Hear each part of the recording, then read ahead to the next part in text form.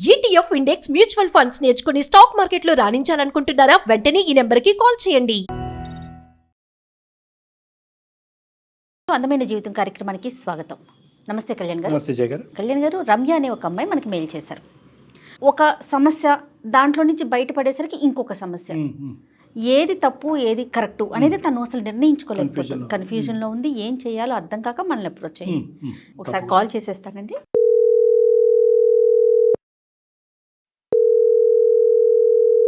Hello hello, ఎవరండి? నేను జయానండి, Suman TV అందమైన జీవితం ప్రోగ్రామ్ నుంచి కాల్ చేస్తున్నాను. రమ్య గారు, మీరు మాకు మెయిల్ చేశారు కదా? అవునండి, నేనే మీకు మెయిల్ చేసింది. నాతో పాటు డాక్టర్ కళ్యాణ్ చక్రవర్తి గారు కూడా ఉన్నారు. మాట్లాడతాను మేడం. చెప్పమ్మా, సమస్య ఏంటి చెప్తాను. సార్, నేను 4 years ముందు రమేష్ అని ఒక అతన్ని లవ్ చేశాను సార్. అంటే మీ వయసు ఎంతమ్మా? ప్రస్తుతం మీరు ఏం చేస్తుంటారు? నేను హౌస్ వైఫే సార్. నా ఏజ్ 29 years సార్. ఆయన ఏం చేస్తుంటాడు? అతను సాఫ్ట్వేర్ ఇంజనీర్ మేడం. రమేష్ తో ఎలా పరిచయం? బీటెక్ చేసేటప్పుడు ఇద్దరం పరిచయం మేడం, క్లాస్ లో. బీటెక్ అయిపోయిన తర్వాత ఇద్దరం ఇంట్లో చెప్పి వాళ్ళందరూ ఒప్పుకున్న తర్వాత మ్యారేజ్ చేసుకున్నాం సార్. అక్కడ వరకు బాగుంది. తర్వాత ఏమైందమ్మా? మ్యారేజ్ చేసుకునే ముందు, అంతకుముందు హ్యాపీగా అంత బాగా చూసుకునేవాడు, హ్యాపీగా ఉండేవాళ్ళము. వన్స్ మ్యారేజ్ అయిన తర్వాత టైం అంటూ ఇచ్చేవాడే కాదు. తను బిజీగా ఉంటూ ఉండేవాడు. అసలు నన్ను పట్టించుకునేవాడు కాదు. అతను వర్క్ బిజీగా ఉన్నాడు, బీటెక్ చదివి అదే కాలేజ్ నుంచి. ఈ అమ్మాయి బీటెక్ చదివి ఖాళీగా ఉండటం వల్ల అతని బిజీనెస్ అనేది ఇంకా ఎక్కువగా కనిపించింది. సర్లే అమ్మ, నువ్వు ఎందుకు బిజీగా లేవో కనుక్కోవచ్చా? మమ్మీ వాళ్ళు ఊరికినే ఎందుకు ఇద్దరు జాబ్ చేయడం అని చెప్పేసి అన్నారు సార్. సో నీ మెయిన్ కంప్లైంట్ అతని గురించి ఏంటంటే ఆ క్వాలిటీ టైం, ఫ్యామిలీ టైం అనేది కేటాయించేవాడు కాదు, అంతేనమ్మా? అవును సార్. స్టార్ట్అప్ కంపెనీ లాగా స్టార్ట్ చేద్దామని చెప్పి తనగా ఓన్ గా కంపెనీ స్టార్ట్ చేయడం కోసం తన వర్క్ లో తను బిజీగా ఉంటుండేవాడు సార్. మన ఫ్యూచర్ కోసమే కదా నేను ప్లాన్ చేస్తున్నాను అని చెప్పేసి అనేవాడు సార్. అంటే అక్కడ నాకు ఎక్కడ ఫ్యూచర్ కనిపించలేదు. ఓన్లీ రోబో లాగా అలా వర్క్ చేస్తూ ఉండేవాడు. ఇంకా లైఫ్ అంటూ ఇదేనా అన్నట్టుగా అయిపోయింది నాకు లాస్ట్ కి. ఏంటి ఇంకా బోర్ గా, అదేదో మెంటల్ టెన్షన్ లాగా అయిపోయింది సార్. ఎంత చెప్పినా వినేవాడు కాదు. మనీ మనీ, వర్క్ వర్క్ అని అలా పరిగెడుతూ ఉండేవాడు. ఇంకా విసుకొచ్చేసింది సార్ లాస్ట్ కి. ఇంట్లో వాళ్ళందరూ కూర్చోబెట్టి మాట్లాడి మ్యూచువల్ గా డైవర్స్ తీసుకున్నాం సార్. ఇద్దరం ఫ్యామిలీ మెంబర్స్ అందరు. అది కూడా మ్యూచువల్ గా మాట్లాడుకొని ఇరు కుటుంబాలతో కలిపి ఇరు కుటుంబాలు కూర్చొని మాట్లాడుకొని. ఫ్యామిలీ లైఫ్ ఉండేదమ్మా? అంటే భార్యాభర్తల లైఫ్ ఉండేదా మీ ఇద్దరి మధ్యన? ఉండేది సార్. కానీ పిల్లలు లేరు మీకు? పిల్లలు లేరు సార్. డైవర్స్ అయిపోయిందమ్మా? అయిపోయింది సార్. ఎంతకాలం కలిసి ఉన్నారు? 2 years కలిసి ఉన్నాం sir. 4 years love, 2 years marriage. So వాస్తవానికి వీళ్ళు పెళ్లి అయ్యి 2 years కాదు, 6 years అయినట్టు. అంతే కదా. 4 years 2 years అంటే అంతే సార్. ఏంటమ్మా, ఎవరు అడ్డుపడలేదా ఇలాంటి కారణం? ఎలా ఒప్పుకున్నాడు? అతను ఒప్పుకోవటం ఒకటి, కుటుంబ సభ్యులు ఒకటి, ప్రేమించుకున్నది అండర్స్టాండ్ గా తీసుకొని. ఇంకా తను నన్ను ఎప్పటికీ అర్థం చేసుకోలేకపోతున్నావు నువ్వు. నేను కంపల్సరీగా స్టార్ట్అప్ కంపెనీ పెట్టాలి, నేను డెవలప్ అవ్వాలి, నా ఏం నేను రీచ్ అవ్వాలి అని చెప్పేసి. మ్యూచువల్ గా అండర్స్టాండింగ్ అంటారమ్మా, మ్యూచువల్ గా మిస్అండర్స్టాండింగ్ అంటారు.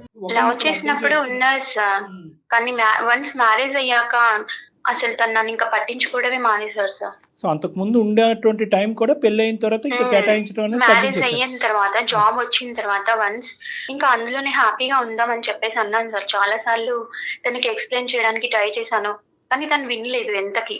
ఆ తర్వాత డైవర్స్ తీసుకున్నాం సార్. మ్యూచువల్ గా ఫ్యామిలీ మెంబర్స్ అందరు కూర్చొని డైవర్స్ తీసుకున్నాం. మ్యూచువల్ గా ఫ్యామిలీ మెంబర్స్ అందరికి ఎవరు ఆపలేదమ్మా? ఇరువైపు కుటుంబాలు కాస్త చూడండి, లేదంటే కౌన్సిలింగ్కి వెళ్ళండి, లేదంటే బాబు నువ్వు ఇలా తగ్గాలి, అమ్మ నువ్వు ఇలా ఉండాలి అనేటటువంటి మాట ఎవరి దగ్గర నుంచి రాలేదా? డైరెక్ట్ గా డైవర్స్ అనే పదం వచ్చిందా?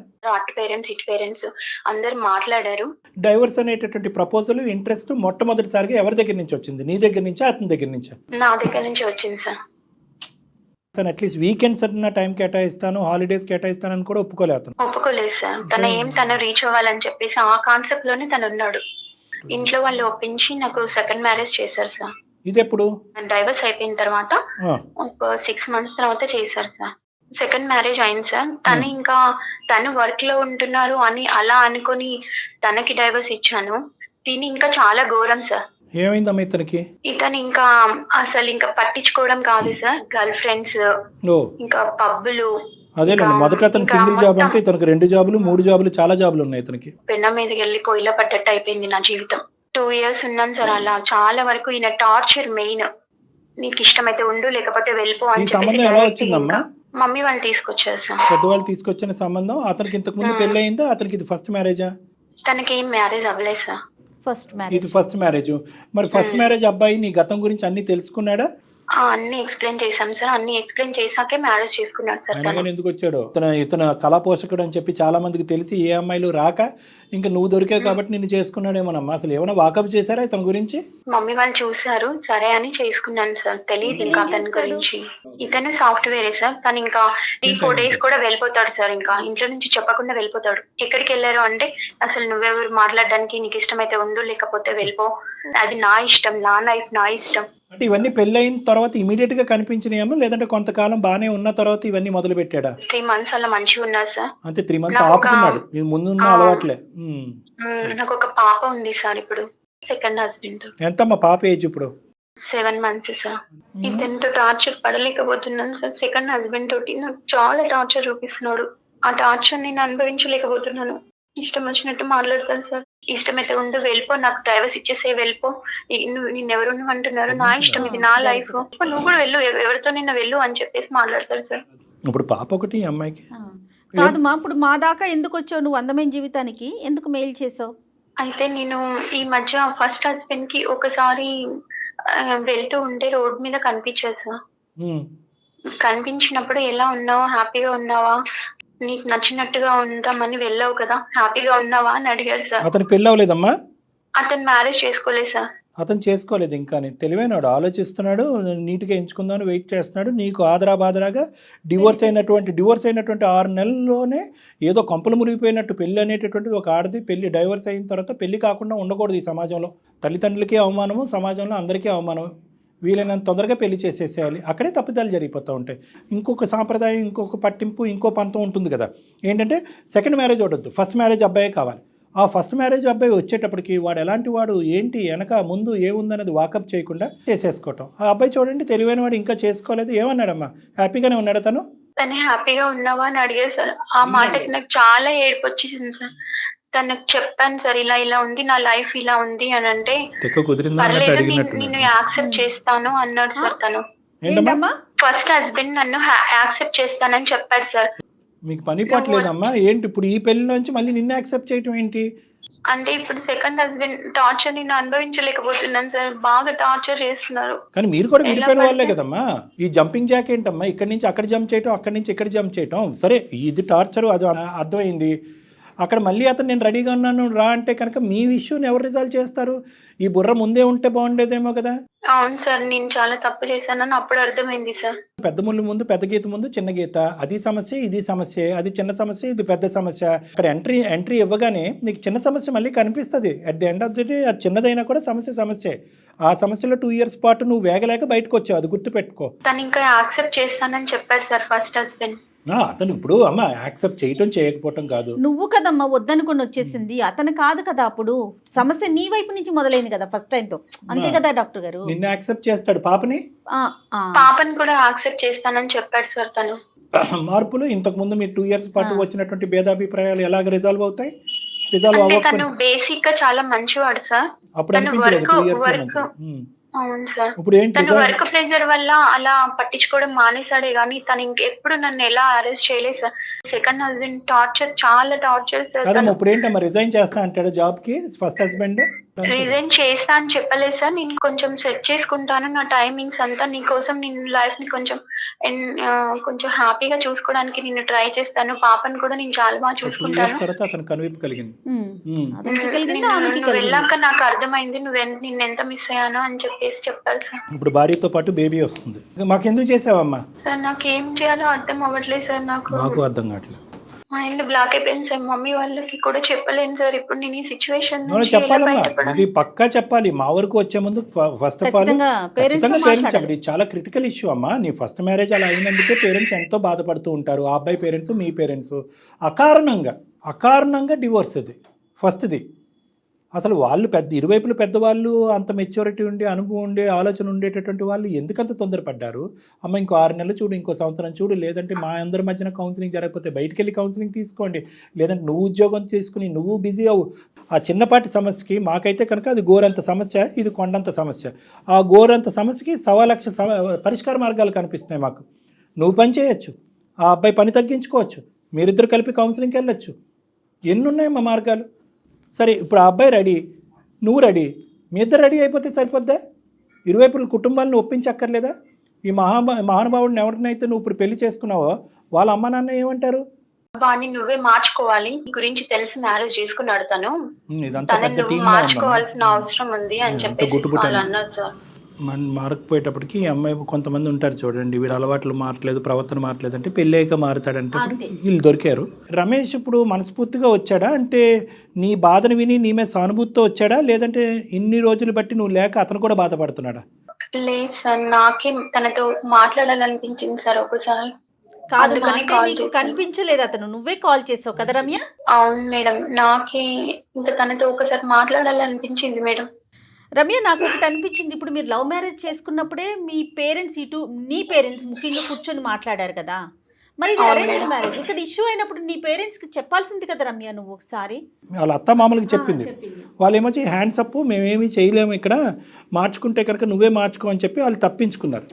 అది కామన్ కదా డాక్టర్ అది గారు? కామనే. పోలీస్ కంప్లైంట్ చేశాను, హరాస్మెంట్ చేస్తున్నారు ఓహో. ఇలా అని చెప్పేసి మా మమ్మీ వాళ్ళు మేము అందరం కలిసి మాట్లాడాం సార్. అయినా కానీ తనలో కొంచెం కూడా చేంజ్ లేదు సార్. ఆల్రెడీ ఫస్ట్ మ్యారేజ్ అలా అయిపోయింది, అట్లీస్ట్ సెకండ్ మ్యారేజ్ ని కాపాడుకుందాం, ఇలా హ్యాపీగా ఉండొచ్చు అని సో చెప్పేసి కంప్లైంట్స్ నేను- దాకా కూడా వెళ్ళారు. అవును మేడం. అంటే ఫైనల్గా పేరెంట్స్కి తెలిసింది, పోలీస్ కంప్లైంట్ ఇచ్చారు. పోలీస్ కంప్లైంట్ ఇచ్చినా కూడా అతనిలో మార్పు లేదు. పాప ఉంది కాబట్టి నువ్వు ఇవన్నీ అనుభవిస్తూ అక్కడే ఉన్నావు, అంతే కదమ్మా? అవును అవును సార్, అటు పేరెంట్స్ ఇటు పేరెంట్స్ తనతో మాట్లాడడం జరిగింది, అంతా అయిపోయింది.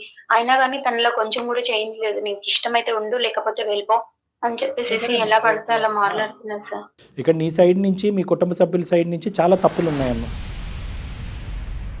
ఇప్పుడు వెనక్కి తిరిగి చూసేటప్పటికి ఇక్కడ నిజంగా మనసున్న మనిషి ఎవరన్నా ఉన్నాడంటే కనుక రమేష్ అనిపిస్తుంది నాకు. నిజంగా నీది తప్పే. ఇప్పుడు వచ్చినటువంటి అబ్బాయి యొక్క ఆలోచన శైలి మాత్రం చాలా దుర్మార్గత్వం. అతను మారుతాడని నేనైతే అనుకోవట్లేదు. ఇప్పుడు రమేష్ నీ జీవితంలోకి రావాలి అని నువ్వు మనస్ఫూర్తిగా కోరుకుంటున్నావా? ఈ వేడి తట్టుకోలేక, ఈ సమస్యను భరించలేక, బిడ్డతో పాటు నా జీవితం సర్వనాశనం అయిపోద్ది అని చెప్పి ఆ వేడిలోంచి ఒక చల్లదనం కావాలి కాబట్టి రమేష్ యొక్క పనితనం కానీ, అతని యొక్క ఆలోచన శైలి, అతని వ్యక్తిత్వాన్ని తర్వాత చూసుకుందాం, ఇప్పటి వరకు అయితే కనుక ఇక్కడ పరిగెట్టుకుని వచ్చేద్దాం అన్నట్టుగా వస్తున్నావా?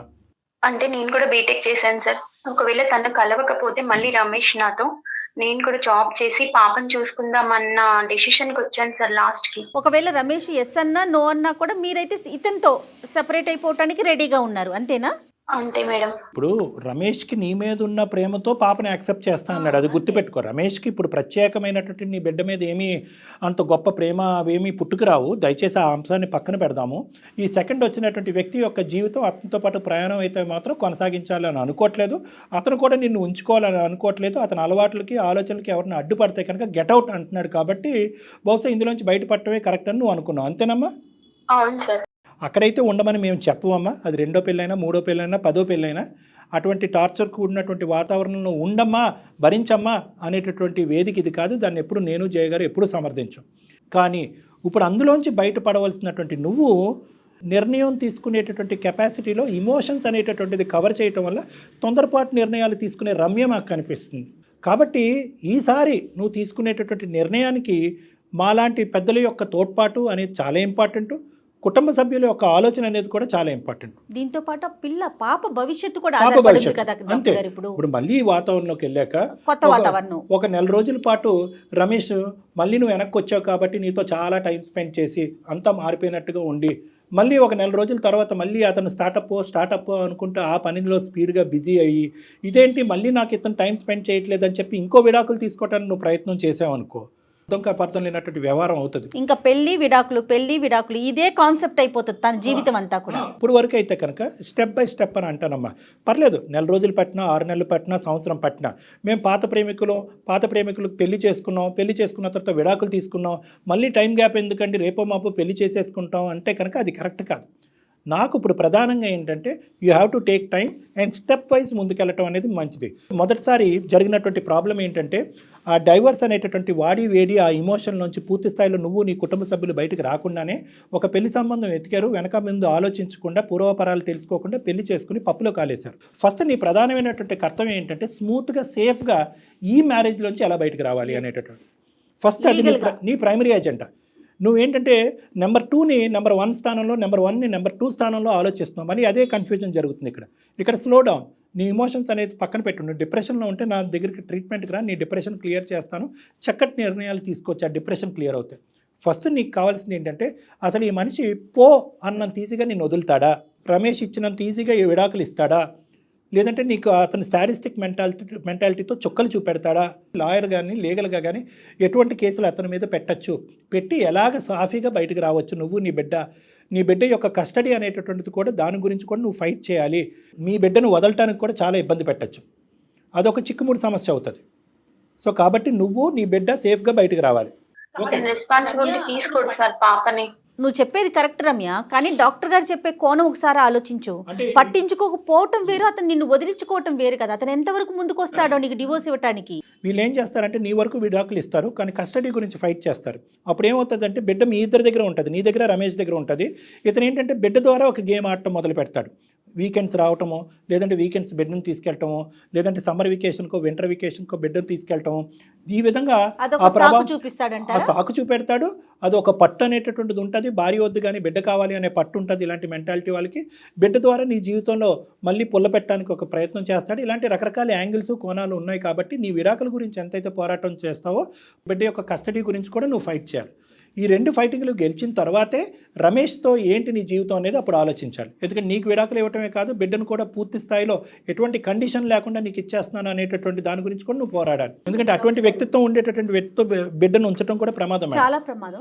ఇప్పటికైనా నీకు ఇప్పుడు నీకు తెలుసుకోవాల్సింది ఏంటంటే అమ్మ, బహుశా మొదటి పెళ్లిలోనే నువ్వు ఆలోచించవలసిన అంశం ఏంటంటే అప్పుడే నువ్వు ఉద్యోగరీత్యా బిజీ అయ్యి ఉంటే కనుక ఆ ఉద్యోగంలో ఉండేటటువంటిది ఆ సాధక బాధకాలు ఏంటి, కష్ట నష్టాలు ఏంటి, ఉదయం ఎన్నింటికి పోతే సాయంత్రం ఎన్నింటి వరకు రావచ్చు, ఎంత కష్టపడితే కనుక ఉద్యోగాన్ని నిలబెట్టుకోవచ్చు, ఎలా ఉందమ్మా ఈరోజు సాఫ్ట్వేర్ ఇంజనీర్లు కార్పొరేట్ సెక్టర్లో ఆగమ్య గోచరంగా ఉంది. టార్గెట్స్ నిలబెట్టకపోతే కనుక ఓవర్ నైట్ నోటీస్ ఇచ్చి తీసేస్తున్నారు జాబ్స్. ఇప్పటికైనా నువ్వు ఉద్యోగం అనేటటువంటి దాంట్లో వెళ్ళి స్లోగా సాఫీగా ఇందులో బయటకు వస్తూ ఫైనాన్షియల్గా స్టెబిలైజ్ అయ్యి రమేష్తో కూడా నాతో ఒకసారి మాట్లాడిపించమ్మా. అసలు ఆ అబ్బాయి మెంటాలిటీ ఏంటి, ఆ అబ్బాయి మనసులో ఆలోచన ఏముంది, ఇంకా నువ్వు ఫోన్ చేసేటప్పటికి నీ కథ వినేటప్పటికి నువ్వు ఇప్పటికీ నా మనసులో స్థానం ఉంది రా వచ్చేసే అని అంత రెడీగా ఎందుకు అన్నాడు, మనస్ఫూర్తిగా అన్నాడా, ఎటువంటి మార్పులు చేర్పులు అతనిలో వచ్చినాయి అనేటటువంటిది రమేష్ పాయింట్ ఆఫ్ వ్యూలో కూడా మనం కనుక్కోవాలమ్మా. తొందరపడి ఎలాంటి నిర్ణయం తీసుకోవద్దు రమ్య. డాక్టర్ గారు చెప్పే సలహా అయితే కొంచెం టైం తీసుకో. చాలా కన్ఫ్యూజ్ గా ఉంది.